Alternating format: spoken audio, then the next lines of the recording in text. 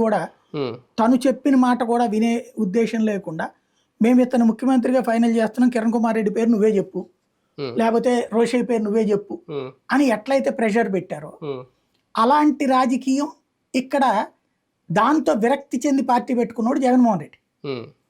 అలాగే విరక్తి చెంది కాంగ్రెస్లో చేరింది ఈ అమ్మాయి. ఎట్లాగా అడుగు పెట్టిన తర్వాత గెలవగానే తన వాటా ఎక్స్పెక్ట్ చేసింది.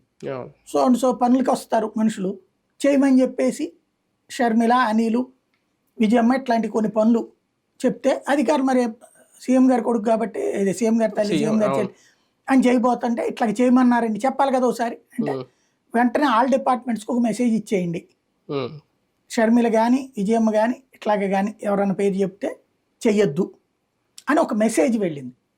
రెండోసారి వాళ్ళు అడిగినప్పుడు ఎందుకు చేయలేదు అని కొంచెం దబాయిస్తే ఏం చేయమంటారమ్మా సార్ ఇట్లా అడిగారు. వెంటనే వీళ్ళు తనని అడిగినప్పుడు సెకండ్ పాలిటిక్స్ నడవకూడదు, రెండు మూడు ప్లాట్ఫారాలు ఉండకూడదు అధికారానికి, అది నాకు నచ్చదు అని చెప్పాడు. అక్కడ వీళ్ళకి కోపం వచ్చింది. ఆ కోపం వచ్చిన తర్వాత ఇంకొక కాన్సెప్ట్ ఏమైందంటే అవినాష్ రెడ్డికి అంటే చిన్న కుటుంబం పెద్ద కుటుంబం అంటారు, పెద్ద కుటుంబపు రాజకీయంలో